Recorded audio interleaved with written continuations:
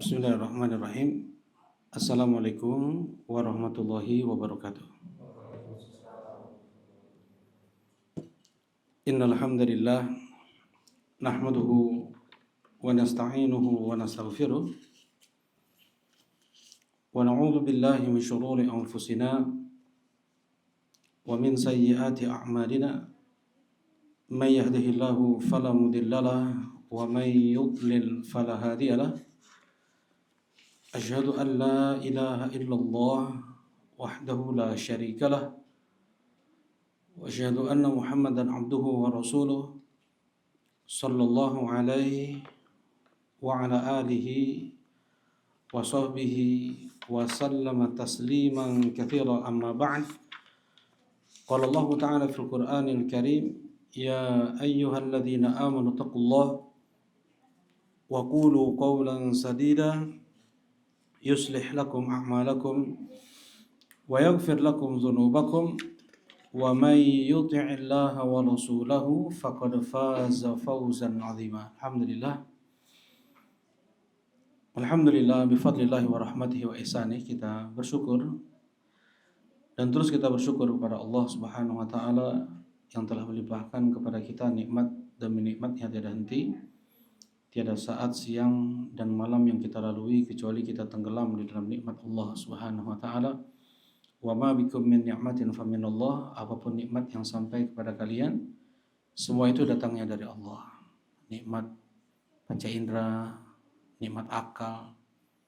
Berapa banyak Allah telah mencabut akal dari seseorang. Nikmat lisan, nikmat pendengaran, nikmat penglihatan, nikmat aman, nikmat sehat. Wa in ta'uddu ni'matallahi la tuhsuha. Andaikan kalian mencoba untuk menghitung nikmat Allah, niscaya kalian tidak akan dapat menghitungnya. Nah, di pagi ini Allah mudahkan kita untuk duduk bermajlis di rumahnya untuk menghamba,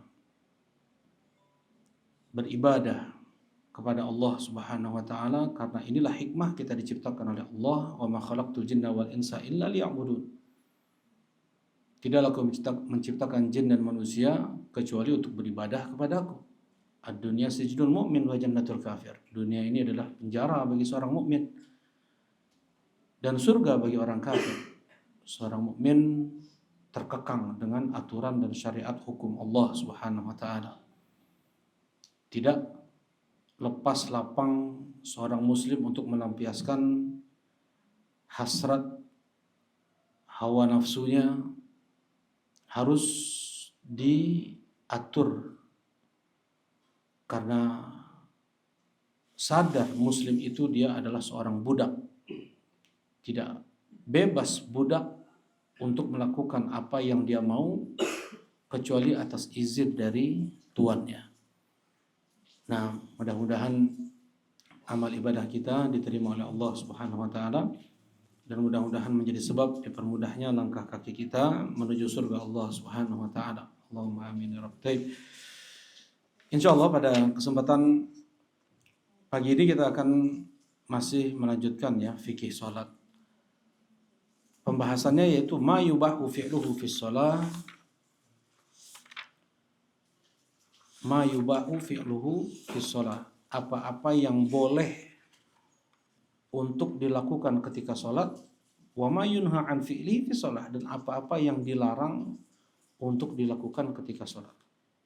Nah, yang boleh dilakukan ketika salat yang pertama, ini banyak pembahasannya, kita langsung aja.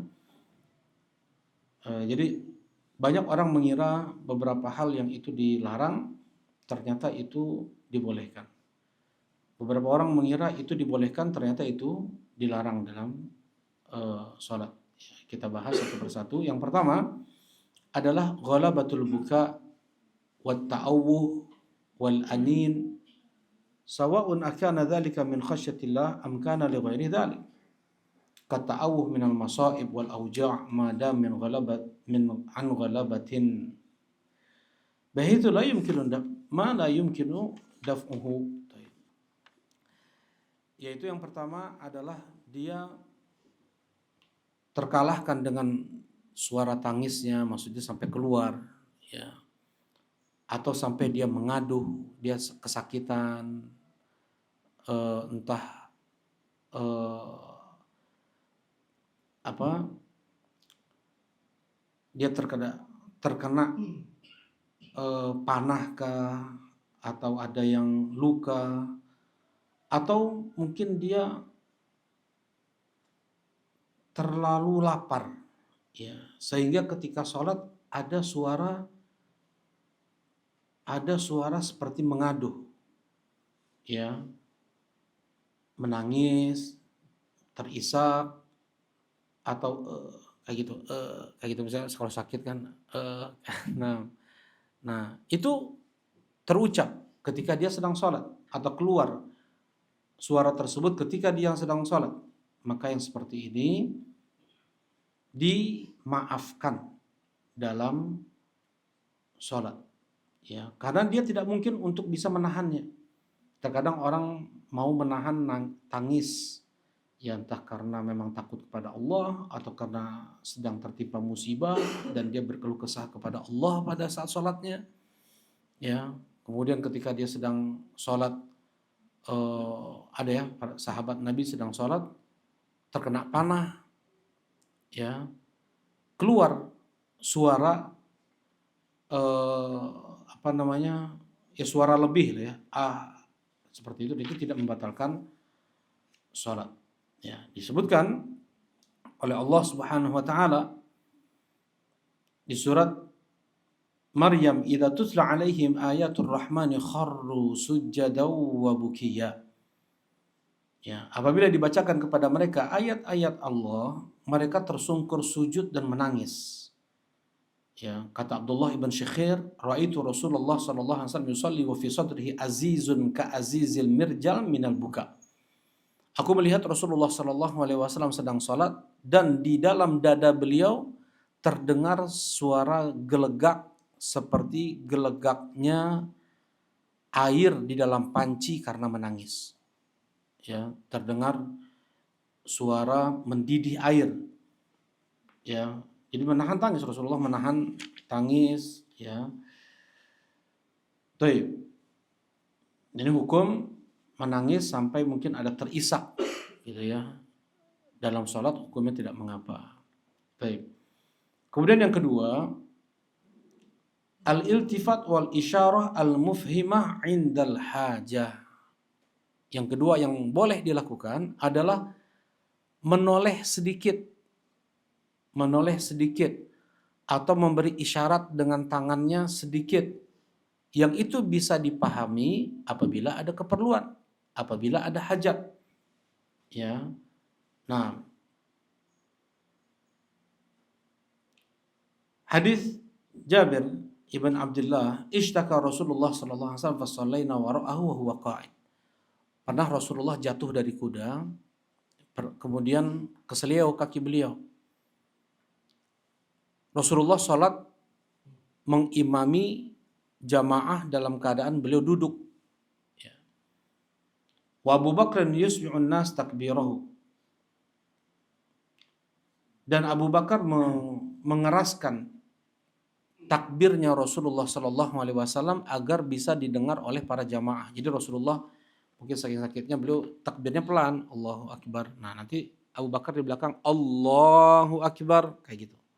Mungkin kalau kita lihat bagaimana sholat di Masjidil Haram, ya, di Masjid Nabawi, ada yang menyampaikan suara imam, ya, dikhawatirkan suara imam tidak terdengar oleh para jamaah yang lain, maka diperdengarkan oleh satu orang, dikeraskan suaranya. Nah, ini dilakukan oleh Abu Bakar radhiyallahu taala anhu.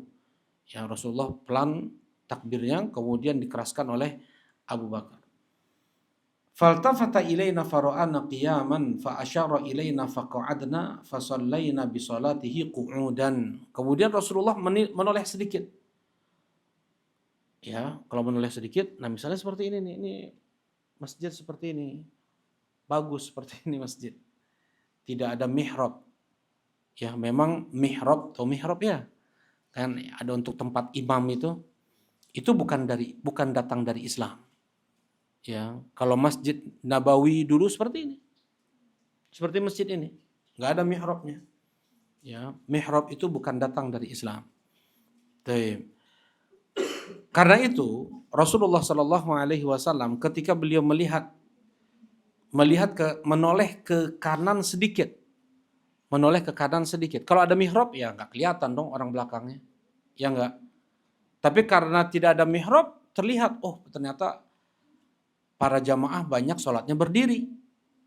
Rasulullah sholatnya duduk nih, ternyata para jamaah sholatnya berdiri nih. Ya, Rasulullah kemudian memberi isyarat dengan tangan beliau seperti ini. Duduk. Ya, mereka paham. Memberi isyarat Rasulullah duduk. Kemudian duduk para sahabat.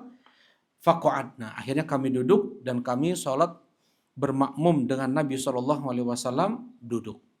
Ya, kemudian setelah selesai sholat, Rasulullah SAW menghadap para jamaah dan berkata, "Kittum an taf'alu kafi'li Farisin wa Rum." Kalian hampir barusan melakukan perbuatan yang dilakukan oleh orang-orang Persia dan Romawi.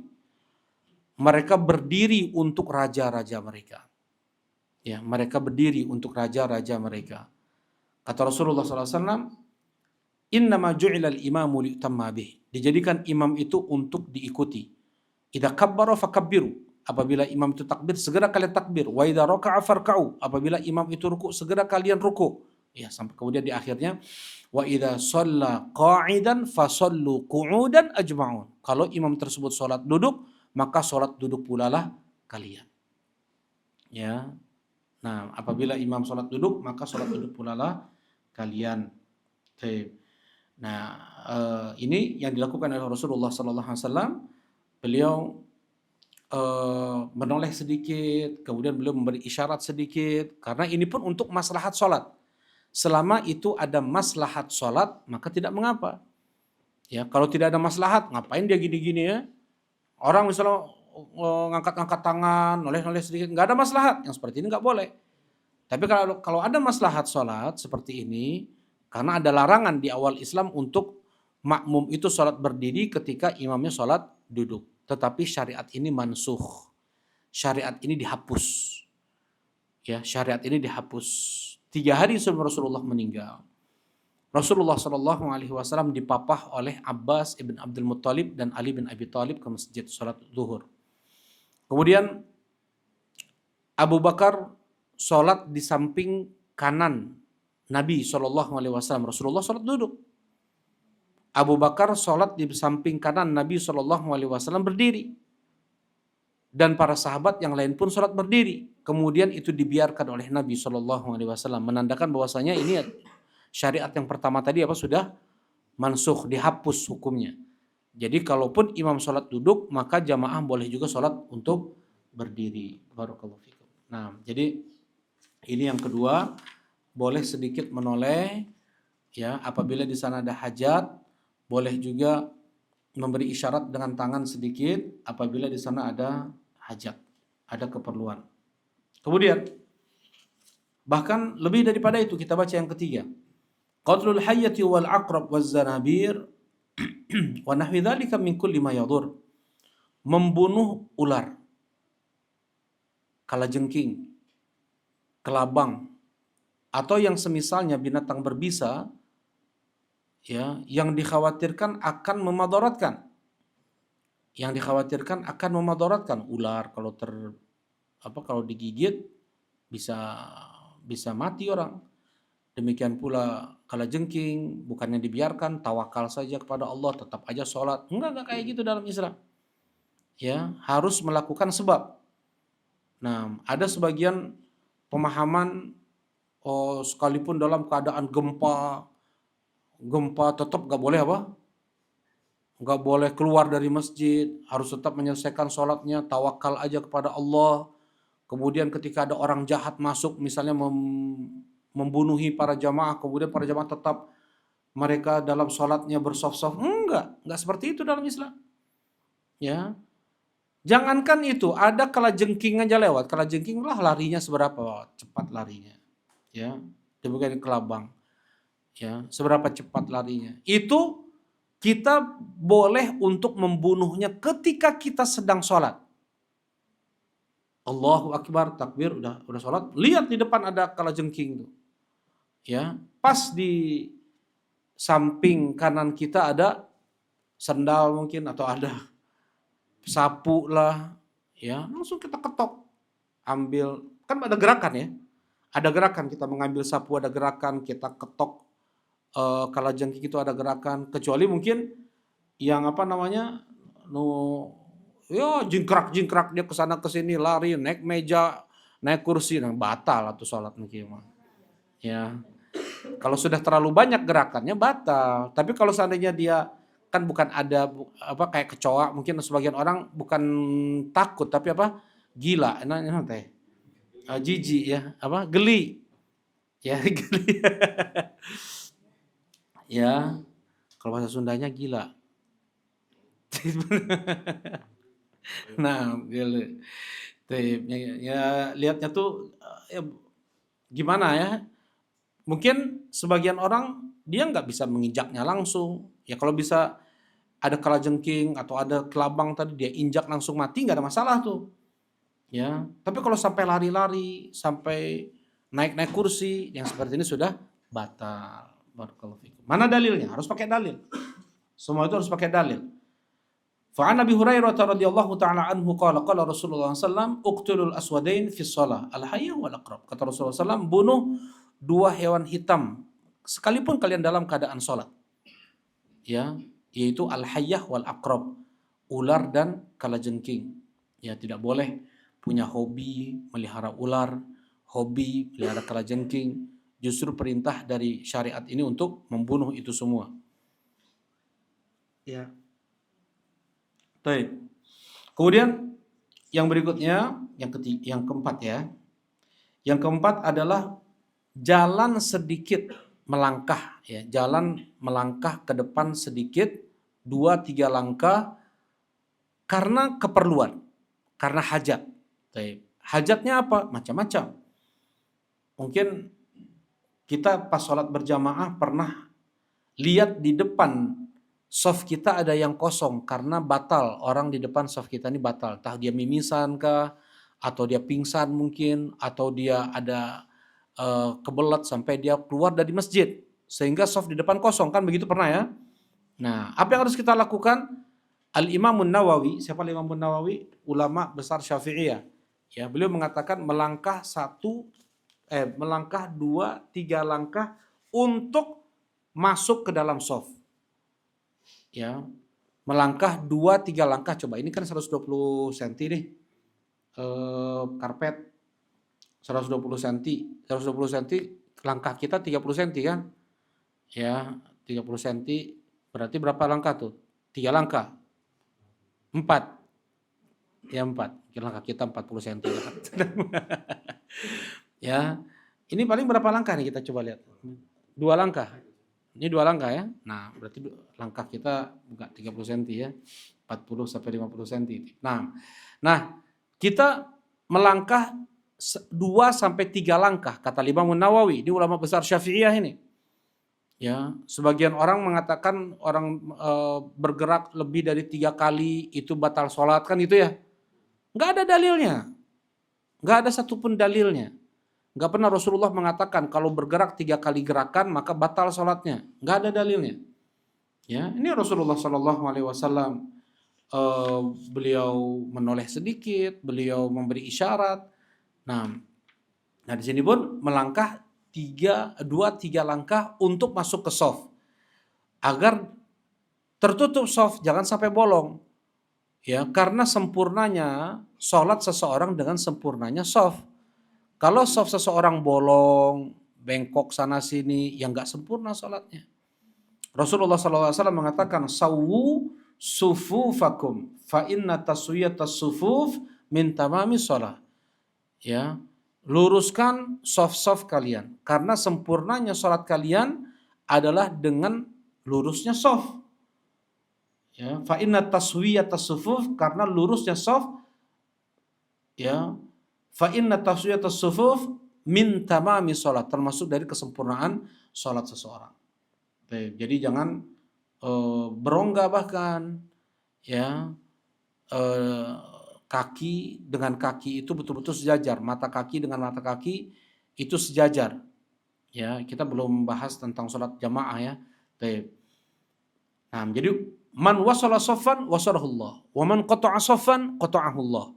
Siapa yang menyambung saf, maka Allah akan sambung dia dengan rahmatnya, rizkinya, ampunannya. Wa man qata'a saffan, siapa yang memutus saf, sengaja dia memutus safnya. Enggak dia sambung safnya, dia putus safnya, ya, sengaja bukan karena udzur, maka Allah akan putus dia dari rizki, dari rahmat Allah Subhanahu wa taala. Nah, kemudian dalilnya yang lain adalah karena Rasulullah SAW yusalli wal bab alaihi mughlaq faji'tu fastaftahtu famasha fafataha li thumma raja'a ila musalla. Rasulullah SAW sedang salat, pintu terkunci oleh beliau. Kemudian aku datang, mungkin dari beliau dari rumah orang tua beliau, jadi Aisyah radhiyallahu taala anha, itu rumahnya tuh paling ujung sini. Kalau ini Masjid Nabawi ya. Jadi Masjid Nabawi itu 30 meter kali 35 meter. Itu di zaman Nabi SAW. 30 kali 35. Nah, rumah yang paling sini itu rumah Aisyah. Ya, jadi sedinding dengan Nabi SAW, dengan Masjid Affan. Rumah Aisyah sedinding dengan Masjid Nabawi. Kemudian yang di pojok sana rumah Abu Bakar. Ya, nah terkadang Aisyah pulang ke rumah orang tuanya, ke sini lagi. Nah, ketika beliau mau masuk rumah, terkunci dari dalam. Rasulullah sedang sholat di dalam. Kemudian Aisyah minta dibukakan pintu. Pas di depan. Ya, pintunya itu pas di depan. Jadi Rasulullah SAW cuman melangkah 2 kali langkah aja membuka slot atau membuka kunci pintu tersebut. Tsumma raja'a ila musalla, kemudian beliau kembali lagi, ya, beliau melangkah mundur lagi untuk melanjutkan sholatnya. Nah, yang seperti ini langkah-langkah kecil, kemudian perbuatan ringan tidak membatalkan sholat.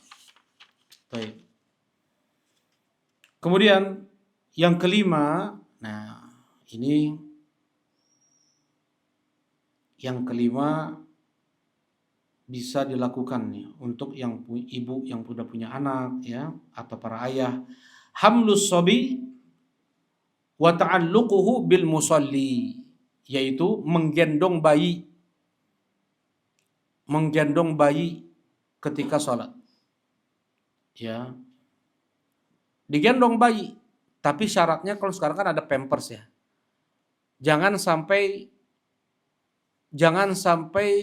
dia ini sudah buang air di pampersnya itu. Ya, karena itu najis. Pampers jadinya najis nggak? Najis kan, ada air kencingnya. Ya, najis yang seperti ini nggak boleh. Dia gendong anaknya ketika sholat. Tapi kalau bersih, pampersnya belum terisi, ya, dia boleh gendong anaknya ketika sholat. Ya, bukan untuk hal yang darurat saja. Apalagi yang darurat.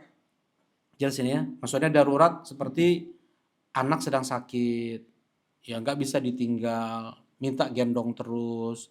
Ya dalam keadaan sholat bawa ya gendong aja terus tuh anak tuh. Ya jangan sampai, wah saya mah sayang sama anak, ditinggalin sholat. Sholat yang ditinggalin daripada menggendong anak. Justru sholat itu menjadi sebab turun rahmat Allah, turun kesembuhan kepada anak. Jangan sampai meninggalkan syariat Allah Subhanahu wa taala. Ya, saking sayangnya sama anak meninggalkan syariat-syariat. Saking sayangnya sama istrinya lah, atau sampai meninggalkan syariat, enggak sholat berjamaah di masjid, enggak sholat berjamaah di masjid bagi laki-laki, yang seperti ini enggak benar nih.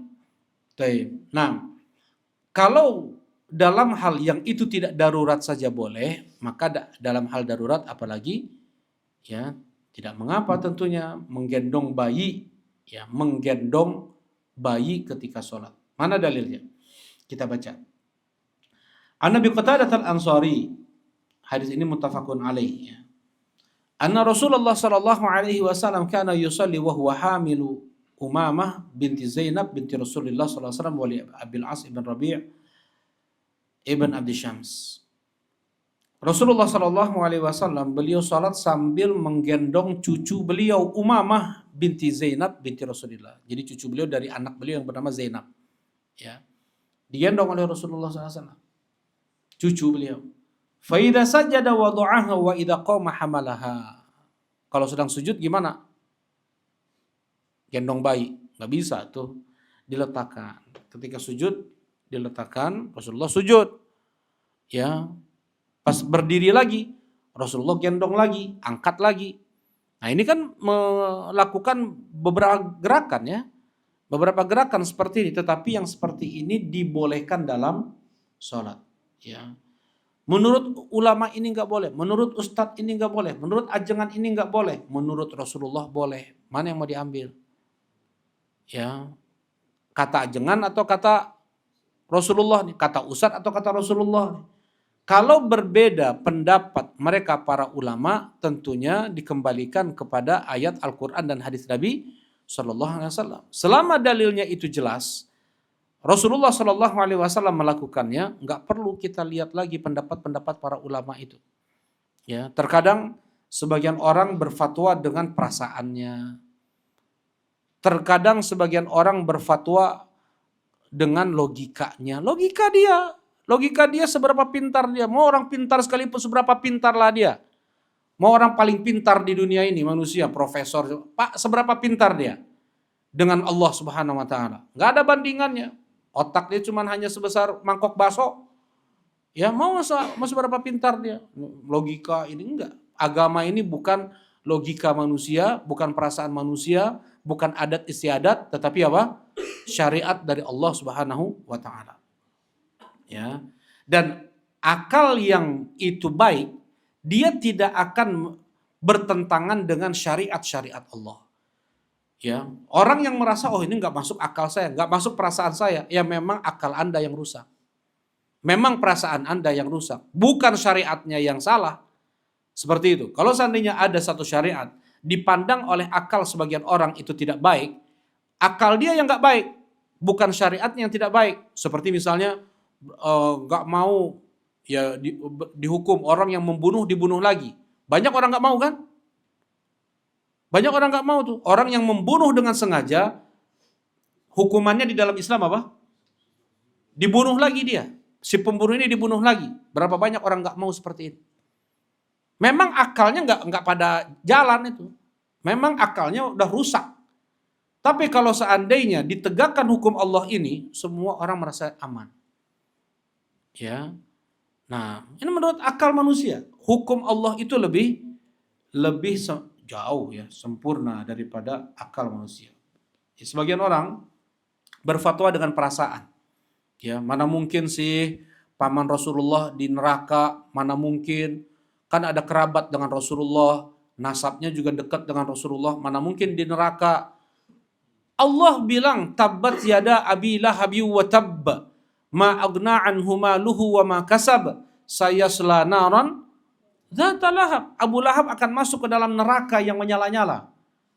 Kemudian bilang nggak mungkin Abu Lahab di neraka, paman Nabi di neraka nggak mungkin.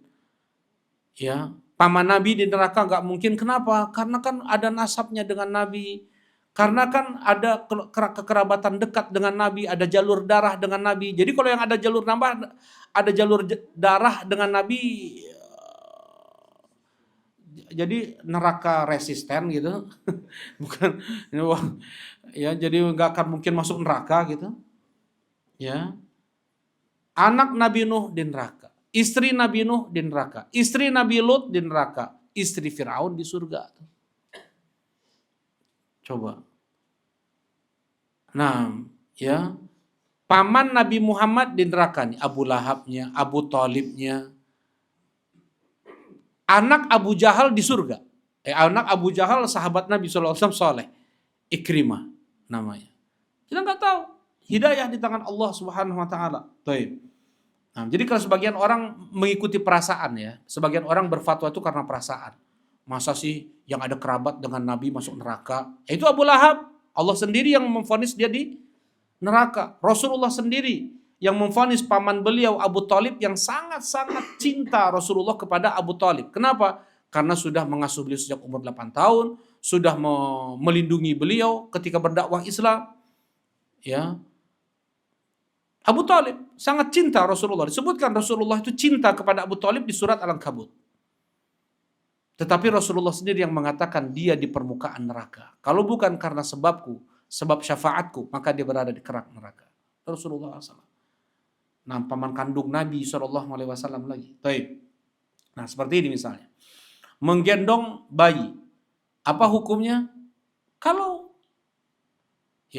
memang ada hajat, apalagi anaknya rewel, nangis-nangis terus, ya, atau ada kebutuhan lah, ya, dia gendong.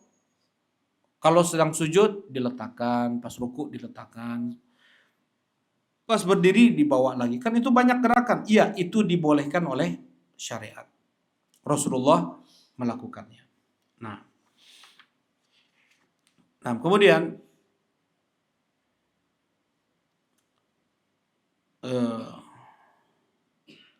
ya ini kita juga bagaimana dengan, berarti ini anak-anak digendong dibawa ke masjid, ya, anak-anak dibawa ke masjid. Rasulullah Shallallahu Alaihi Wasallam beliau berkata, muru auladakum bisolah wahum abna'u sab'in. Perintahkan anak kalian untuk sholat di masjid, untuk sholat, ya, untuk sholat apa? Perintahkan anak kalian untuk sholat di saat mereka berumur 7 tahun.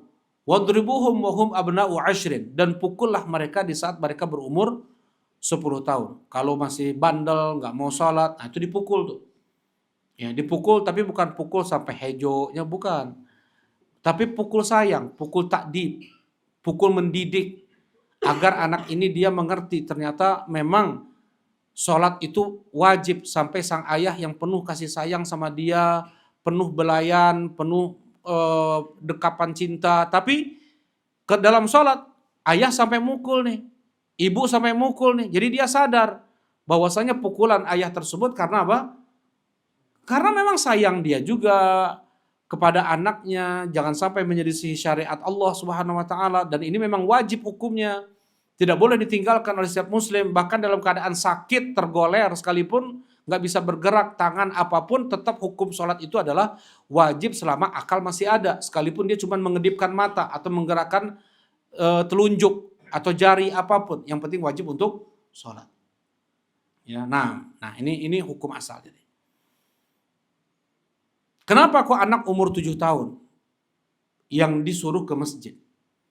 Karena biasanya anak umur 7 tahun itu sudah mumayyiz, sudah bisa dikasih tahu. Ya, sudah bisa dikasih tahu. Anak umur 7 tahun. Ayo duduk sini. Duduk ya, dia diam. Kelas 1 ya, biasa 7 tahun kelas 1 kan? Kelas 1. Udah bisa dikasih tahu, duduk. Nanti kalau sholat ikutin gerakan imam ya. Kalau imam berdiri, ikut berdiri, ruku, ikut ruku. Kalau dia sampai umur 8 tahun gak bisa mengikuti gerakan imam, itu gak boleh ke masjid. Apalagi dia berdiri di antara shaf, yang seperti itu memutus shaf. Kalau dia tidak bisa mengikuti gerakan imam. Imam berdiri, dia duduk. Imam duduk, tasyahud, dia ruku. Seenak dia aja nih, sholat. Nah yang seperti ini nggak boleh ke masjid. Ya, kalaupun mau diajarkan sholat oleh bapaknya yang ke masjid, ambil bapaknya ini shaf paling belakang. Shaf paling belakang, tidak mengganggu jamaah yang lain. Ya, tidak memutus shaf. Ambil shaf paling belakang, ambil shaf paling pinggir, anak paling dekat tembok, sehingga dia tidak sholat antar jamaah. Karena keberadaan anak tersebut berada di antara dua orang dewasa, maka itu memutus shaf. Man qata'a shaffan qata'ahullah. Siapa yang memutus shaf, maka Allah akan memutusnya. Seperti misalnya ada orang yang enggak paham juga sebagian dengan agama, taruh jaketnya di samping dia sedang sholat. Banyak kan kita lihat taruh jaket di samping dia. Itu gimana orang mau shaf nih? Ya, tasnya ditaruh di belakang. Nah, kayak gitu, itu memutus shaf namanya. Itu memutus shaf. Dan hukumnya haram. Hukumnya haram, memutus shaf itu hukumnya haram. Nah jadi Kenapa Rasulullah nyuruh anak umur 7 tahun? Karena udah bisa dikasih tahu. Tuh, Rasulullah aja pernah dinaikin sama cucunya baru umur 3 tahun, 4 tahun mungkin atau 5 tahun di leher Rasulullah SAW, naik ke punggung ke leher Rasulullah SAW, ya sampai lama sujudnya Rasulullah SAW, imbasnya seperti itu, kan gitu ya? Itu alasannya. Berapa kali Rasulullah kayak gitu? Cuman satu kali hadisnya, cuman satu kali seperti itu. Kalau terus dibawa anak yang seperti itu ke masjid, mengganggu jamaah yang lain nggak? Mengganggu jamaah yang lain, mengganggu kekhusyuan. Ya, makanya ditarbiyah anak itu di rumah. Kata Allah, apa namanya? Kata Allah Subhanahu wa taala, "Qu anfusakum wa ahlikum nara", jagalah diri kalian dan keluarga kalian dari api neraka. Ya, jadi kalau misalnya belum anak ini bisa untuk mengikuti gerakan imam, maka jangan dibawa ke masjid. Boleh bawa sesekali ke masjid untuk ngajarin oleh orang tuanya, ya sholat yuk di masjid, diajarin biar banyak nih kayak gini sholat berjamaah. Tapi jangan di tengah-tengah shaf. Ya tadi Anda bilang ya. Nah, dan kalau sampai ya, karena sampai sebagian ini subhanallah ya. Ini terjadi di kejadian. Sampai ini alhamdulillah nih ada karpet nih. Dulu waktu sholat tuh ya, sholat Jumat ini, anak kencing, dia di lantai, kemudian air kencingnya apa namanya, ditendang-tendangin ke para jamaah, ya. Nah, orang tuanya dikasih tahu, diingatkan, tapi masih ngeyel juga, masih apa, keras kepala dia. Pakai alasan ya cuma sekali, Rasulullah 23 tahun, Rasulullah sholat cuma sekali, Rasulullah kayak gitu. Setelah itu Rasulullah ingatkan anak itu nggak boleh untuk terus. Rasulullah emang kayak gitu didudukin terus sama cucunya ketika sholat, kan enggak kan. Jadi intinya tapi dari orang banyak tong we budak 7 tahunnya ya SMP kene susu turungan kene geus aki-aki sebagian masuk. Ya sebagian udah kakek-kakek ini masih juga senggol-senggolan dalam sholatnya. Ini masih mungkin belum balik ini. Belum balik terus kawin di. Jadi intinya apa namanya? Yang sudah mumayyiz itu dia sudah ngerti baru dibawa ke masjid. Sudah paham baru dibawa ke masjid. Ya. Baik.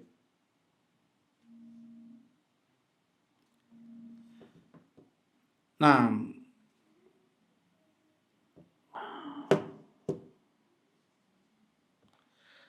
hamlus sabi wa ta'alluquhu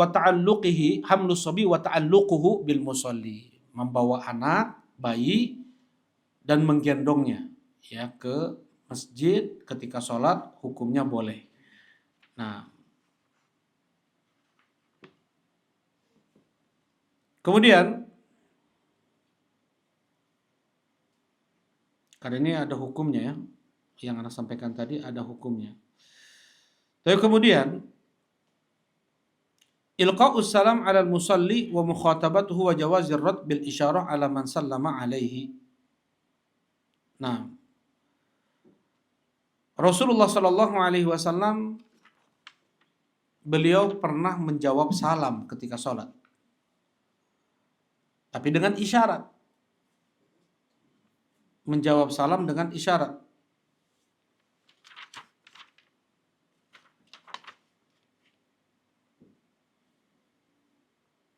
Baik. Kita baca hadisnya. Boleh menjawab salam dengan isyarat oleh orang yang sedang sholat. Ada beberapa hadis ini. Inna Rasulullah SAW ba'athani li haja, thumma adraktuhu wa huwa yasir yusalli, fa sallamtu alaihi fa asyara ilayya, falamma faragha da'ani, faqala innaka sallamta anifan wa an usalli wa huwa muwajjihun hina idzin qibala al-masyriq. Hadis Jabir bin Abdullah diriwayatkan oleh Imam Muslim ya. Rasulullah SAW menugaskanku ke suatu tempat, kemudian Aku datangi Rasulullah SAW dalam keadaan beliau sedang di atas unta beliau sedang sholat. Nah, ini juga sholat di atas kendaraan hukumnya boleh. Ya, sholat di atas kendaraan, di bis, ya, atau dia sedang safar misalnya, boleh. Di atas mobilnya, di atas pesawat, ya, sholat-sholat sunnah apalagi sholat wajib aja, kalau di kendaraannya itu tidak akan berhenti seperti kereta api, seperti pesawat, hukumnya boleh. Ini sebagian ya jamaah umroh pulang dari umroh, ya kan di atas pesawat 9 jam, tentunya ada sholat yang dilakukan di atas pesawat. Ketika diajak sholat, oh nggak ada wudhu, susah wudhunya, jadi nggak sholat tuh, sampai nggak sholat. Boleh seseorang untuk dia tayamum kan, boleh untuk tayamum kalau dia mau berwudhu misalnya di kamar mandi satu-satu pun ya, ya mudah-mudahan aja nggak apa-apa gitu ya. Nah tapi kalau bukan artinya nggak ada air, nggak ada debu untuk tayamum dia tidak sholat, tetap hukum wajib, tetap hukum sholat itu wajib bagi dia. Jelas ini insya Allah ya. Nah kemudian fasallamtu alaihi fa asyara ilayya, aku mengucapkan salam kepada Nabi SAW, kemudian Rasulullah memberikan isyarat kepadaku menjawab salam. Nah kita lihat nih ya, hakada wa basata kaffahu wa basata Ja'far bin Aun kaffahu wa ja'ala batnihi asfala wa ja'ala dhahrahu ila fawq. Jadi kayak gini jawab salamnya. Assalamualaikum. Telapak tangan di arah bawah, punggung telapak tangan di atas. Jadi assalamualaikum. Kayak gitu. Waalaikumsalam. Artinya waalaikumsalam gitu. Ya. Nah, ini ketika sholat boleh seseorang untuk menjawab salam seperti itu. Kalau dia tidak menjawab salam sekalipun tidak mengapa juga sebenarnya. Hukumnya hanya boleh, bukan jadinya wajib. Karena dia sedang ada kesibukan lebih daripada itu, yaitu sedang bermukhatabah, sedang berbisik-bisik dengan Allah Subhanahu wa taala. Baik. Nah, kemudian yang boleh juga untuk dilakukan, jadi boleh menjawab salam, bagaimana jawab salam? Seperti itu ya. Jelasnya ya. Nah, kemudian boleh juga untuk mengucapkan subhanallah, mengingatkan imam tuh, atau ibu-ibu atau para wanita, bagaimana cara mengingatkan imam? Ya, tepuk tangan, tasfik, ya betul. Nah, kalau laki-laki mengucapkan subhanallah, misalnya baru rakaat kedua, atau dia berdiri nggak tasyahud awal, atau enggak, misalnya ketika rakaat ketiga harusnya berdiri, dia malah duduk nih tasyahud nih. Diingatkan oleh makmum gimana? Kalau makmumnya laki-laki, subhanallah. Nah ini gerakan sebenarnya ucapan di luar sholat ya. Tapi karena ada hajat, ada keperluan, ini boleh. Kemudian ibu-ibu, para wanita mengingatkan imam gimana? Dengan tepuk tangan. Seperti itu. Mana dalilnya? Rasulullah sallallahu alaihi wasallam bersabda, "Ya ayuhan nas, idza nabakum syai'un fi salatikum, akhadtum bit tasfih. Innama tasfihu lin nisa. Man nabahu syai'un fi salatihi falyaqul subhanallah, fa innahu la yasma'hu ahadun illa tafata." Kata Rasulullah sallallahu alaihi wasallam, wahai jamaah, kalau kalian mau memberitahukan sesuatu dalam salat kalian, maka apabila kalian memberitahukan sesuatu dalam salat kalian, kalian malah bertepuk tangan. Innamat tasfihu lin nisa. Tepuk tangan itu untuk wanita. Siapa yang mau untuk memberitahukan imam atau memberitahukan sesuatu ya ketika sholat, falyaqul subhanallah, maka ucapkanlah subhanallah. Ucapkanlah subhanallah. Nah ini boleh makmum untuk keras mengucapkan subhanallah seperti itu. Ya. Nah, begitu juga kalimat ini mungkin kemarin ada sedikit pertanyaan Bang Felis kemarin itu. Yaitu gimana misalnya kita sedang di dalam rumah, ada tamu, ada teman datang, Assalamualaikum, kita sedang sholat nih. Biasanya apa yang kita lakukan? Ya, mengeraskan bacaan. Ya, mengeraskan bacaan. Yang seperti itu, wallahu a'lam dalilnya sebenarnya. Ya, tapi manabahu syai'un, mengambil keumuman hadis ini. Siapa yang mau memberitahukan sesuatu dia dalam sholatnya, maka ucapkanlah subhanallah. Assalamualaikum, subhanallah. Gak apa-apa, dia keraskan dalam sholatnya. Subhanallah, ngasih tahu dia sedang sholat. Nah, nama jawaban salam itu jadi subhanallah. Nah, jadi kalau yang dikasih tahu pun dia nggak tahu juga, nggak paham juga. Ya sebagian mana banyak nggak paham yang kayak gini kan? Ya, nah boleh saja dia keraskan bacaan itu. Tapi menurut syariatnya mengambil keumuman hadis ini, siapa yang memberitahukan sesuatu dan dia dalam keadaan sholat, maka ucapkanlah tasbih, ya subhanallah, seperti itu.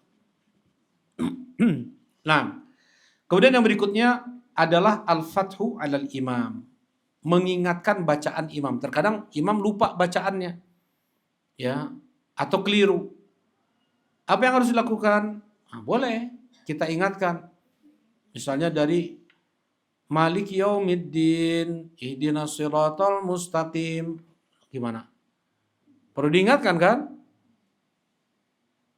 Gak usah subhanallah, bukan subhanallah. Tapi apa? Ingatkan, iyyaka na'budu. Cukup aja iyyaka na'budu, iyyaka nasta'in, ihdinas siratal mustaqim sampai akhir, perlu. Cukup aja iyyaka na'budu. Fath itu artinya membuka sedikit ingatan imam, ya. Nah, ada sebagian pun harus melagamkan lagi, yang memberitahukannya harus melagamkannya juga, harus melakukannya juga. Nggak perlu, ya, nggak ada dalilnya.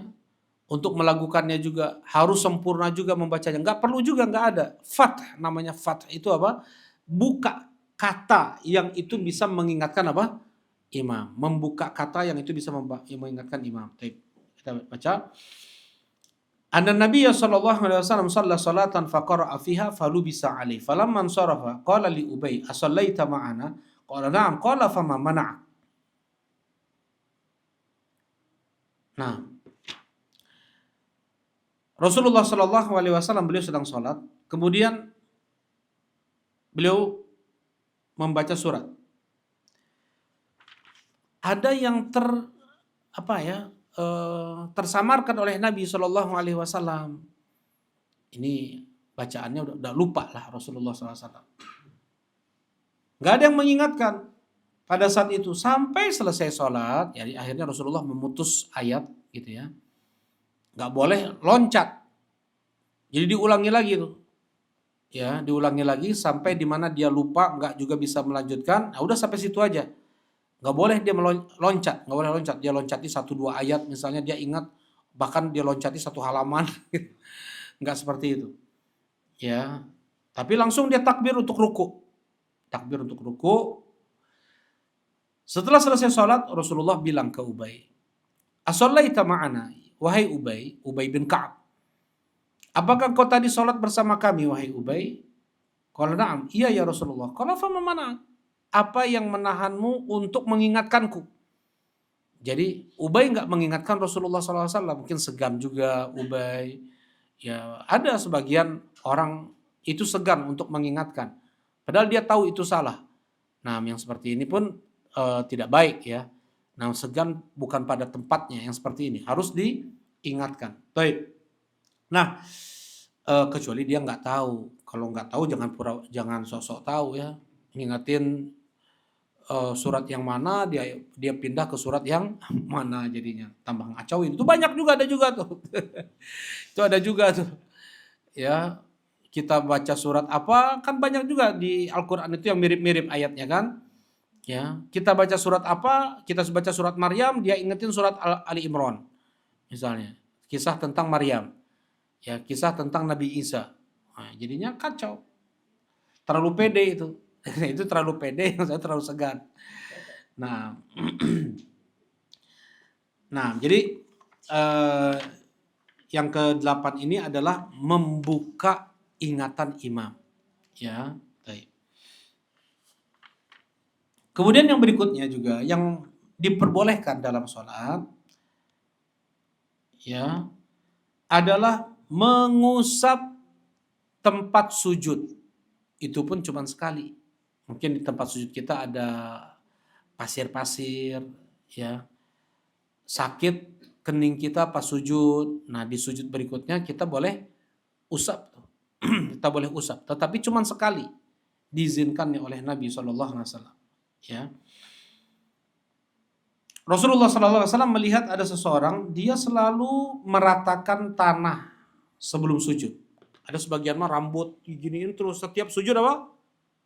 Rambutnya itu nggak boleh terus-terusan kayak gitu. Dia pakai peci kayak, ya nggak perlu tiap sujud apa? Dia melakukan gerakan yang tidak perlu itu namanya. Ya, kalau memang itu perlu nggak ada masalah. Tapi kalau setiap sholat 5 waktu, berapa bulan dia kayak gitu, terus dia seperti itu. Nah ini melakukan abas namanya. Melakukan perkara yang tidak perlu dalam sholat dan ini terlarang. Nah, ada Rasulullah melihat seorang sahabat setiap sujud, dia usap tempat sujudnya. Kata Rasulullah, in kunta fa'ilan fawahidah. Kalau memang kau perlu untuk meratakan tempat sujudmu, maka cukup sekali saja. Ya, nggak perlu berulang, nggak perlu setiap sujud seperti itu. Nah, kecuali memang ada keperluan. Apa itu? Nah, kita baca ya. Bastu thawb fi sholati sujud. Menggelar kain. Ya, kainnya adalah selendang dia, kain ihram. Misalnya seorang ihram kemudian sholat di tempat tawaf itu sekeliling Ka'bah sedang panas-panasnya, tapi lantainya juga lantai marmer Italia ya. Jadi kalau panas apapun lantai itu nggak akan panas. Mau 45 derajat, 46 derajat. Jadi lantai-lantai yang ada di sekeliling Masjid Nabawi, Masjidil Haram, semua itu nggak akan panas. Nggak akan panas, memang nggak panas, cuman anget-anget aja. Itu kalau 45 derajat. Kalau yang di tempat Safa wal Marwahnya, tempat sa'inya, itu bahkan nggak sanggup kita untuk nggak pakai sendal karena saking dinginnya. Ya, jadi lantai itu dia dingin, lantai itu dingin. Ya kalau panas dia nggak akan nggak akan panas, cuman anget-anget aja. Ya, tapi kalau kena dingin dia semakin dingin tuh. Nah, terjadi di zaman Nabi SAW. Kunna ma'an Nabi SAW fi syiddatil har. Kami bersama Nabi SAW di saat panas yang sangat. Fa'idha lam yastati' ahaduna ayyumakkina wajahu fil ar. Sampai ketika di antara kami ada yang gak bisa meletakkan kening hidungnya ke lantai. Saking panasnya lantai. Basato thawbahu fasajada alaih. Dia bentangkan selendangnya kemudian dia sujud di atas selendangnya itu. Misalnya tadi kan yang tawaf di Masjidil Haram, di Ka'bah, mungkin bagi dia masih tetap panas tuh. Ya, nggak apa-apa dia sedang pakai kain ihram atau ibu-ibu pakai jilbabnya. Ya, dia bentangkan atau mukenanya, kemudian dia sujud di atas mukenanya tersebut. Ini hukum asalnya makruh, bukan haram ya. Untuk sujud di atas kain yang nempel dengan tubuh dia. Misalnya dia pakai serban, dia pakai selendang, dia pakai kerudung, dia pakai pakaian shawl kayak gitu.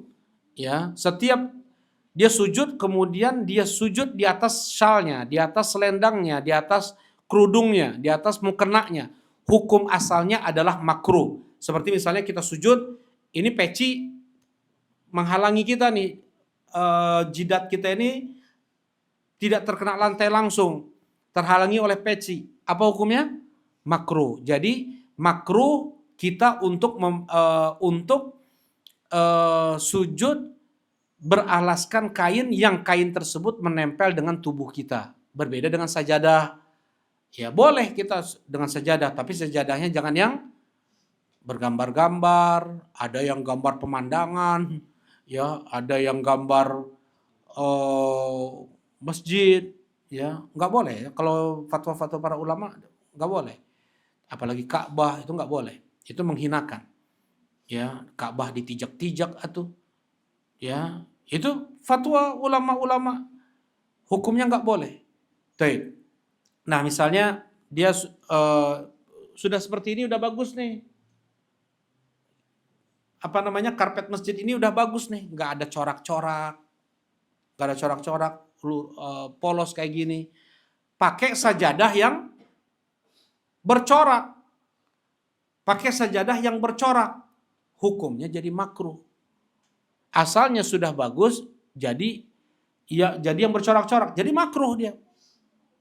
Nah, kalau karpetnya bercorak-corak, kan ada ya karpetnya bercorak-corak, ada gambar masjidnya macam-macam ya. Karpet masjid kan kayak gitu. Kita pakai sejadah yang polos. Itu malah sunnah jadinya. Membantu kita untuk khusyuk dalam salat. Ada orang tinggali naon ge cenah naon batik ge anger we khusyuk. Batik nih di depan nih. Atau jangan apa namanya, sekarang batik ada gambar klub-klub bola ya. Ya enggak? Aya setan merah aja asup ke masjid, subhanallah. Jurig kata masuk ke masjid dan dia sujud di atas setan itu. Dan dia sujud di atas setan. Mungkin kita terdengar enteng. Yang seperti ini haram, bahkan bisa masuk pada kesyirikan.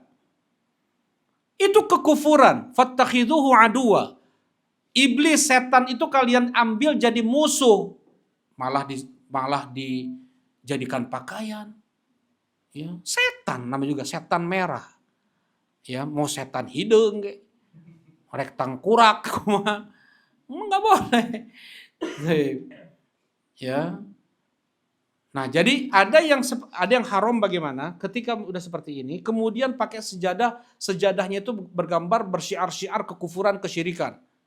Ya, syiar-syiar kesyirikan. Pakai nggak ada kecuali ini ada kain Liverpool tinggal. Ayah salibnya tuh. Ada salibnya nggak ada?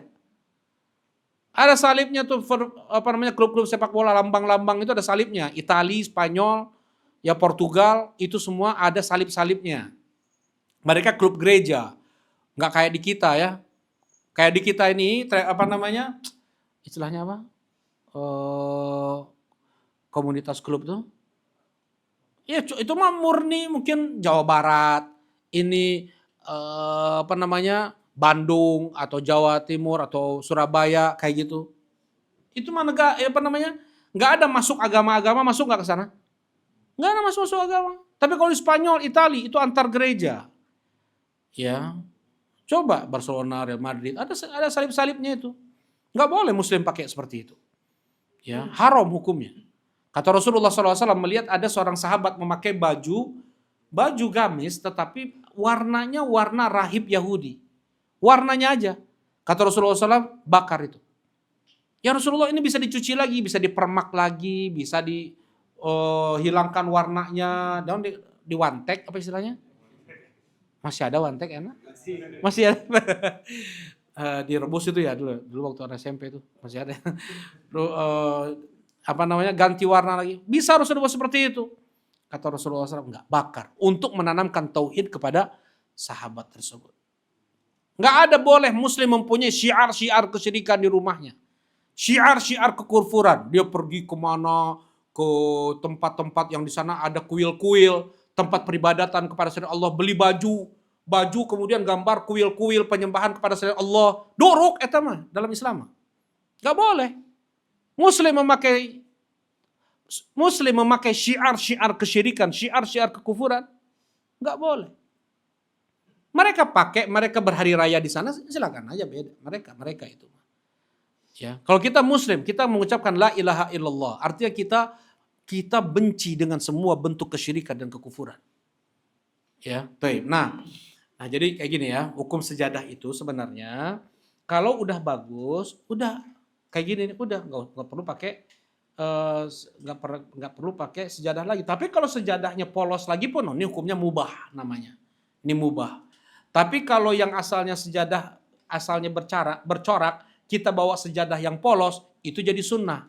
Kalau misalnya karpetnya polos, kemudian kita pakai sejadah yang bercorak, itu jadi makruh. Itu jadi makruh. Kalau seandainya dia pakai sejadah yang bercorak, di sana ada lambang-lambang kesyirikan, kekufuran dan kemaksiatan, maka hukumnya jadi haram. Ya. Nah, kalau seandainya di lantai tempat di mana kita sholat, di sana ada gambar-gambar nggak baik, ada gambar-gambar nggak betul di lantai itu, kita pakai sejadah yang tidak bercorak, hukumnya jadi wajib nih. Jelas ini? Ya, baik. Nah, kemudian saya mah nggak terganggu dengan corak-corak. Lebih hebat mana antum atau Rasulullah Shallallahu Alaihi Wasallam? Rasulullah mah cuma pakai baju garis-garis, cuma pakai baju garis-garis saja, ya, atau kotak-kotak, ya. Nah, hadis dikeluarkan oleh Imam Bukhari dan Muslim. Ya, Rasulullah Shallallahu Alaihi Wasallam dikasih hadiah khamisah, lembut kainnya itu, cuman ada garis-garisnya. Pas Rasulullah sedang duduk tasyahud, Rasulullah ngelihat ke garis-garis dari baju tersebut. Selesai sholat, Rasulullah kemudian bilang ke sahabat, nih, bawa baju ini ke Abu Jaham. Dan bawa dari Abu Jaham baju yang polos, ya, kain yang polos, walaupun kasar.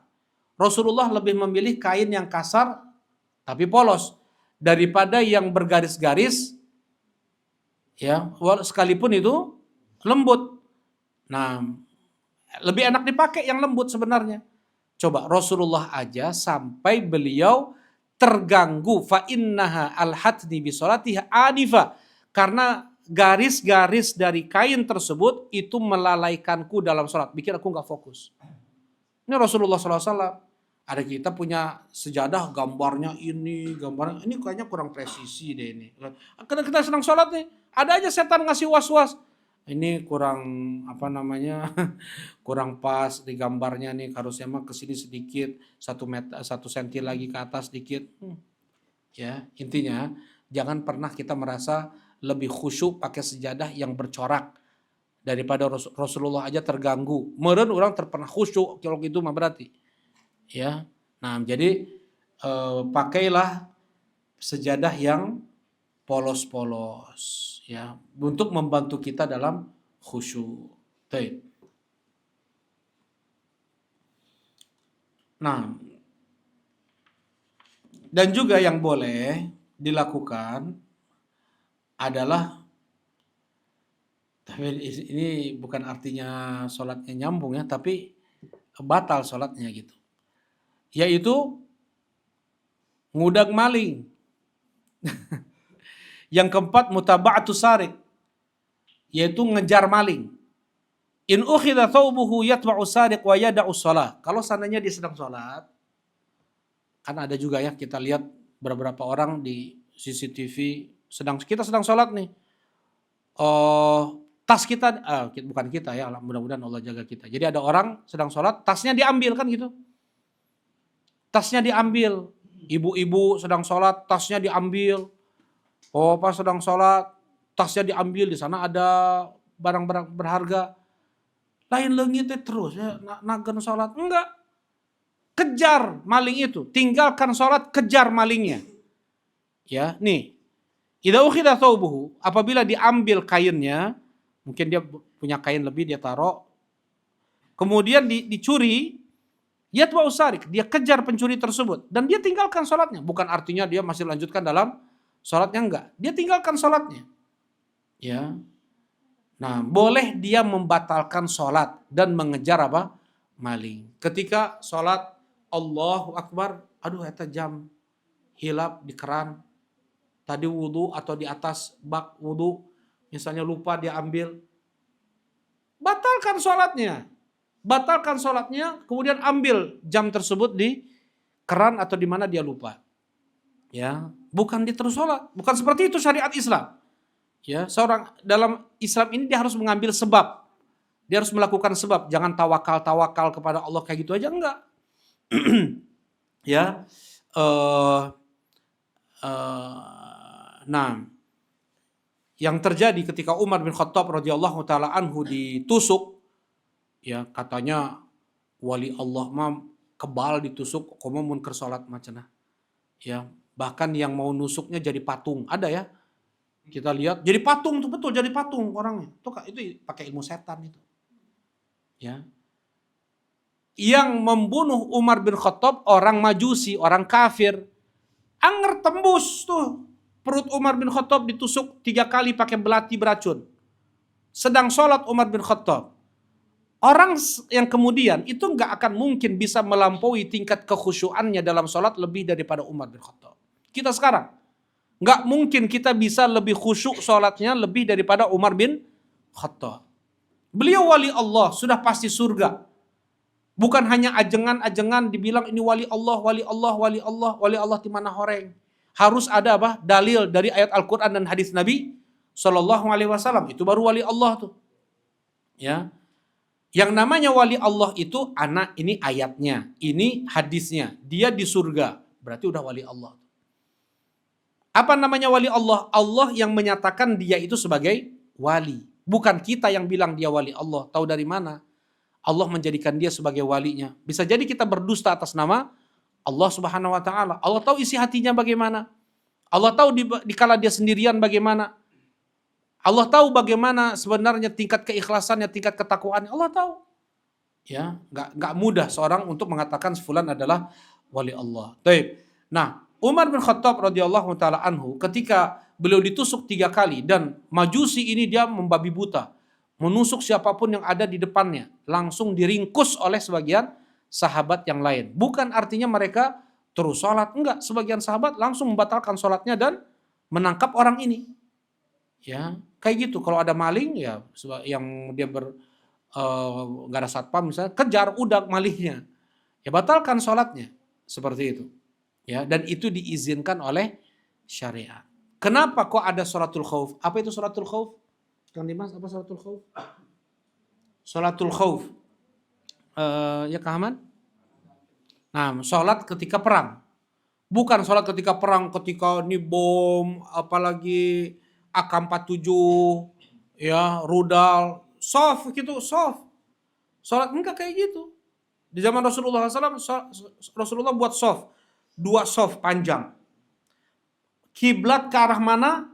Di situ Rasulullah misalnya pas kebetulan musuh itu di arah kiblat. Musuh itu di arah kiblat. Nah, Rasulullah SAW menghadap musuh. Rasulullah bikin 2 soft. Ya, Rasulullah bikin 2 soft. Menghadap kiblat. Waspada. Rasulullah sholat, waspada juga. Kalau tiba-tiba musuh menyerang kemudian, lain terus sholat, ruku, sujud. Enggak. Rasulullah batalkan sholatnya, ambil pedang mereka semua. Begitu maksudnya. Ya, bukan artinya ini sedang off dulu ya. Dulu kalau yang namanya perang itu dia enggak 24 jam. Yang namanya perang itu cuma pagi sampai sore.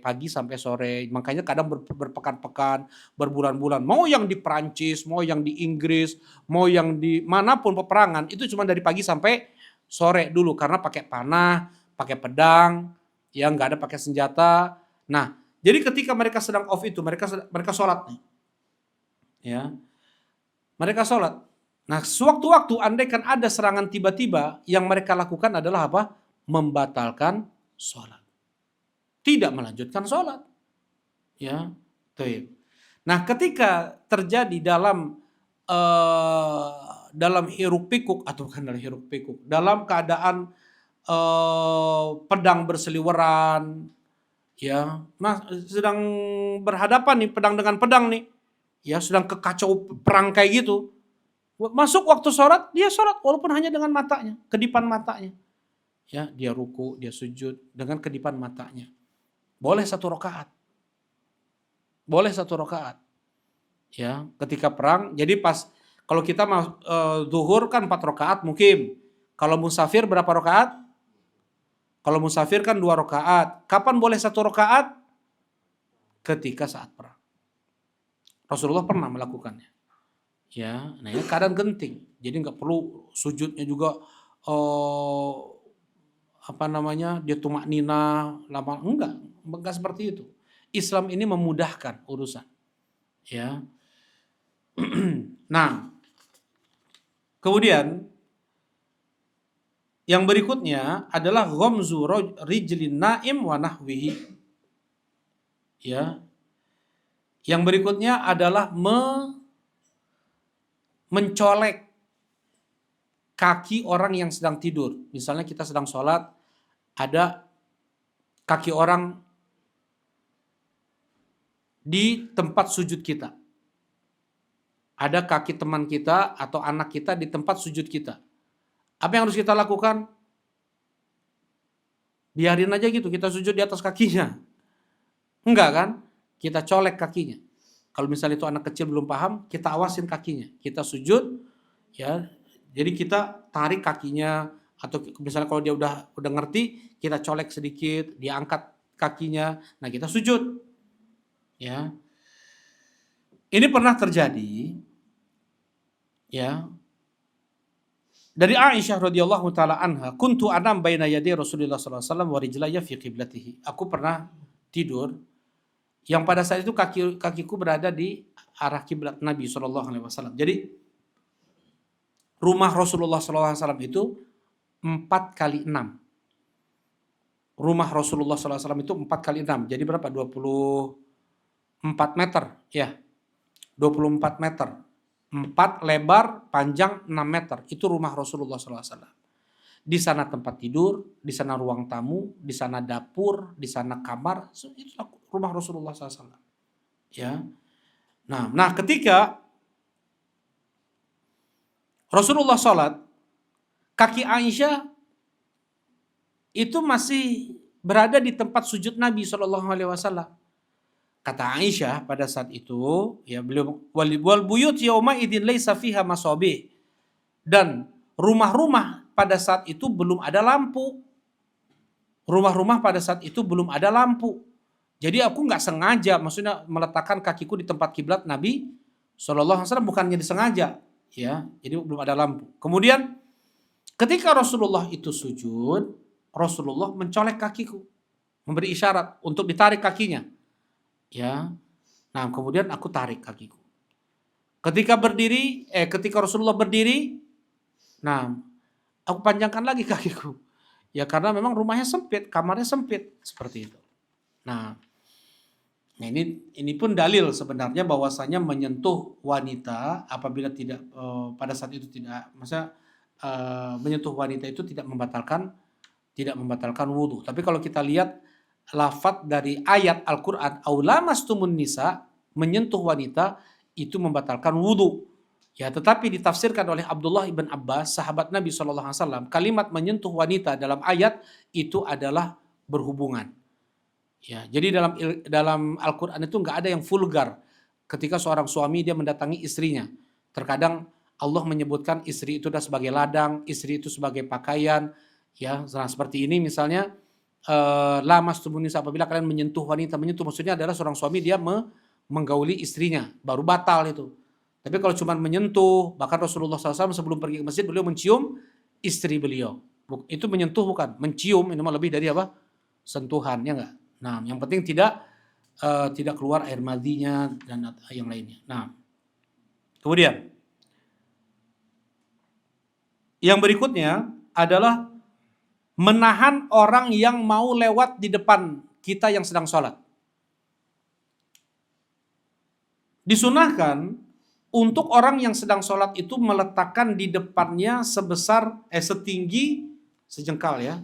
Sejengkal atau setinggi, bukan sejengkal sebenarnya.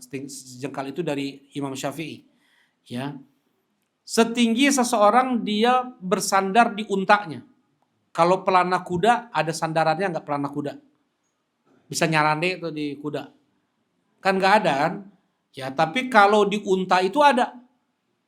ya, ada tempat sandarannya.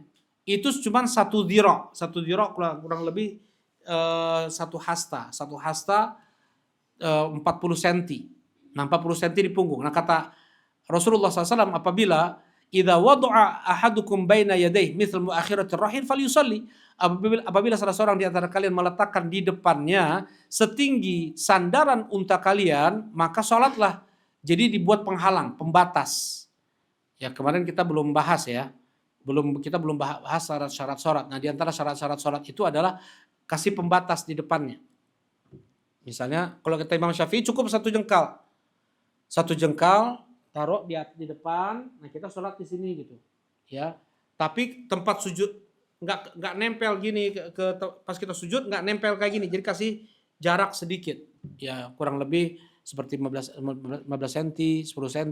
Jadi nggak nempel ke misalnya dinding nih. Nah, kita dinding ini jadikan sutroh, namanya sutroh, penghalang atau pembatas. Ya.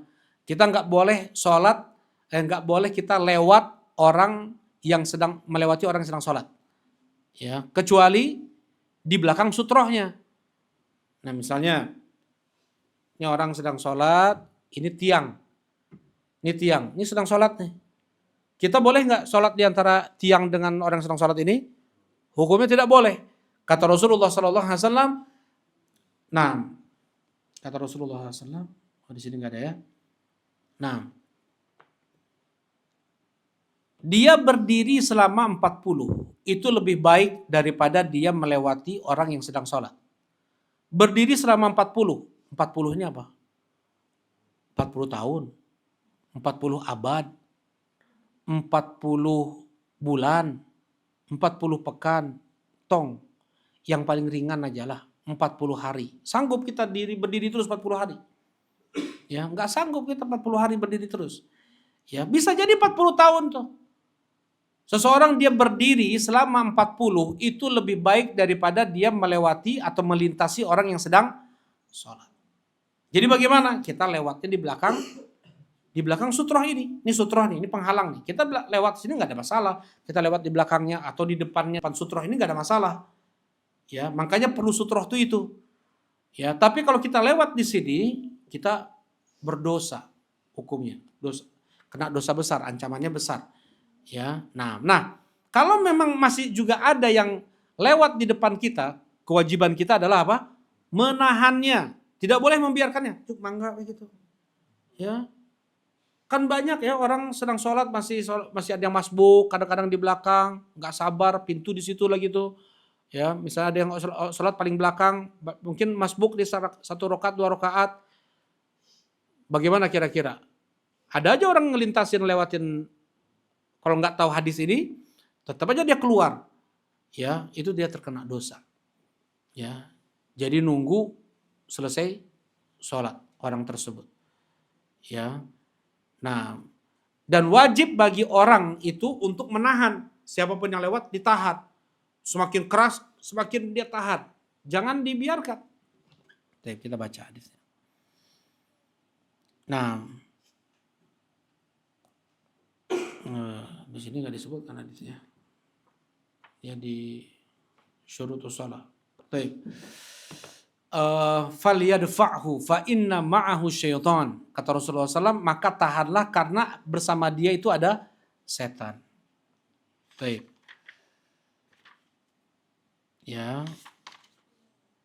Nah, ini mungkin beberapa kita nggak sempat untuk masuk membahas apa yang dilarang untuk dikerjakan ketika sholat. Tapi nggak apa-apa ya, kita percepat aja lah sebentar.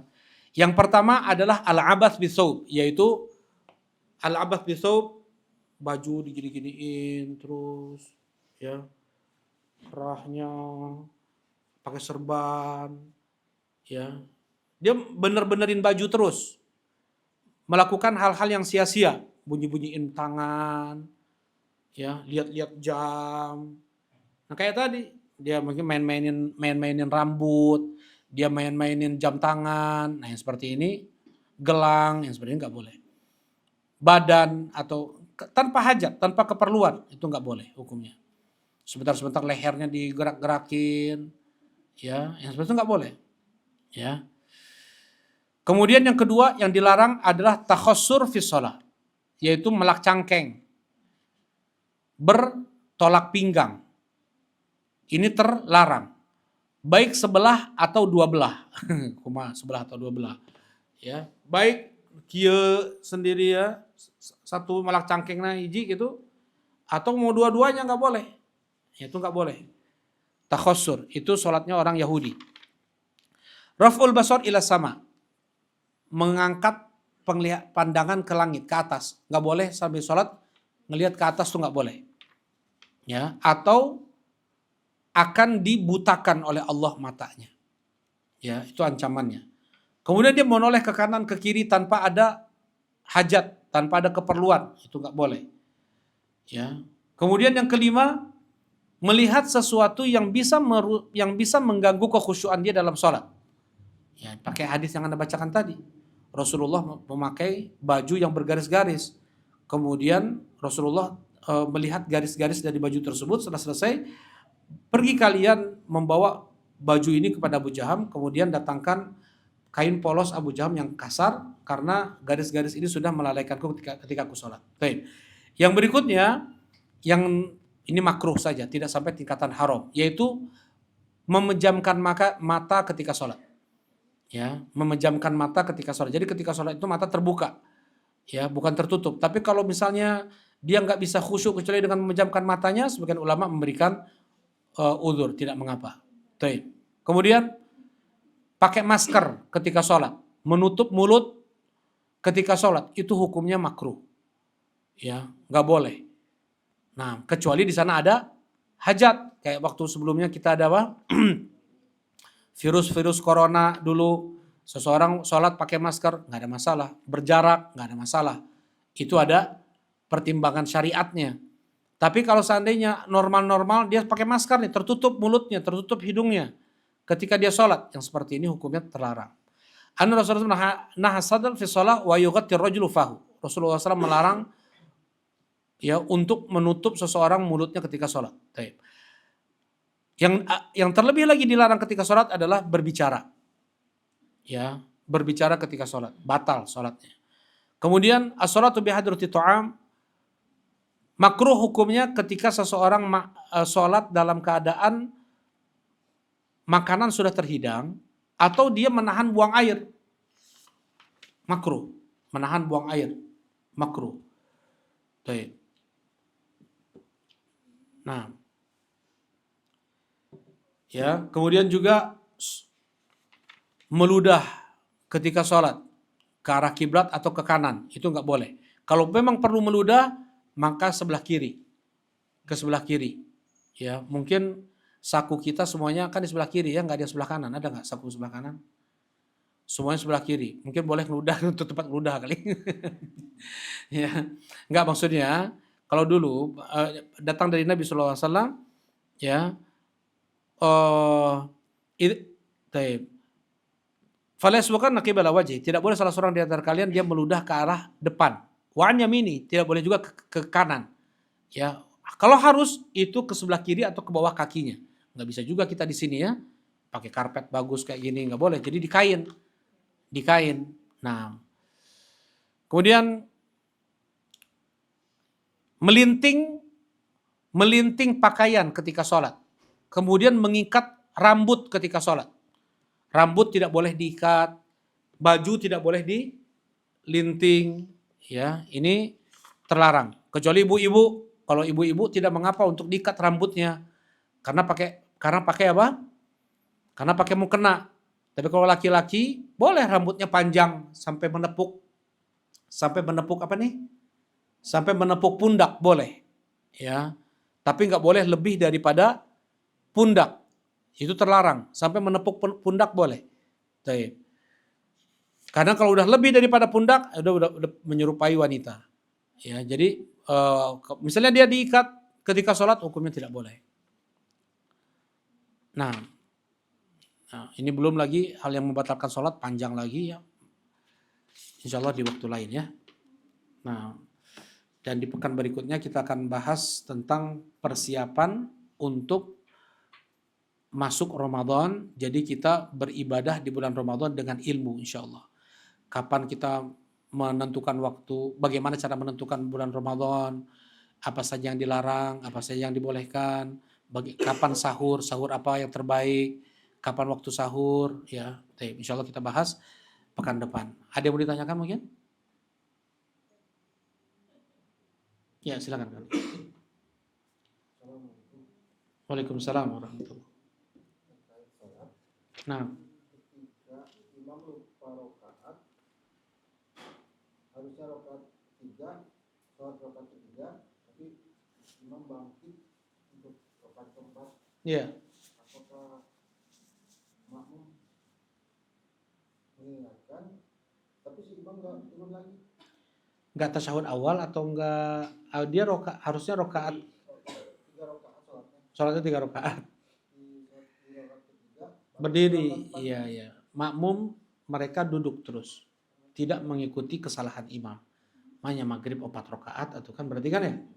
Maghrib 4 rakaat, kedua imam 4 rakaat mah. Orang kita mah mengikuti Rasulullah 3 rakaat. Kita tetap duduk, nanti imamnya pas tasyahud, kita ikut tasyahud dengan dia. Nah, barakallahu fikum. Nah, kalau kita masuk misalnya terus di sholat 4 rakaat zuhur, kita dapat 2 kali tasyahud, berarti kan misalnya kita ikutnya di rakaat kedua. Iya. Nah, saat di tahiyat terakhirnya imam, kita duduknya iftiros atau tasyahud? kita mengikuti imam. Oh, Innama ju'ilal imam liyutamma bih. Yang tidak kita ikuti dari imam hanya salam. Kita mengikuti imam. maksud gerakannya. Gerakan sholat. Walaupun kita gabung di rakaat keempat, berarti kita duduknya Betul. di- Betul. Barakallahu fikum. Cuman kita masih rakaat ketiga pada saat itu. Nah, jazakallah khair. Jadi kayak gini Bang Felis. Kalau kita masuk di rakaat ketiga, sekarang kita masuknya di rakaat ketiga. Ya, berarti kan kita ikut duduk tawaruk bersama imam. Nah, ketika kita berdiri, kita masuk rakaat keberapa? Nah, rakaat ketiga, mengangkat kedua tangan kan? Nah, hanya mengangkat kedua tangan pada saat itu. Mengangkat kedua tangan kita kapan? Takbiratul ihram, mau ruku, bangkit dari ruku, dan ketika bangkit dari rakaat kedua menuju rakaat ketiga. Kan jelas seperti itu. Nah, jadi dari rakaat kedua, kita kan masbuk, kita kan rakaat kedua. Imam udah selesai nih. Kita bangkit menuju rakaat ketiga. Berarti kita angkat kedua tangan kita. Kalau kita baru rakaat kedua, ya rakaat keempat, kita nggak angkat tangan. Jelas ini insya Allah. Sebagian setiap masbuk mereka angkat tangan semua. Enggak. Jadi pas ketika kita di rakaat ketiga. Seperti itu. Jelas ya Pak Fedis? Nah. Ada lagi yang lain teman-teman? Ibu-ibu ada yang mau ditanyakan?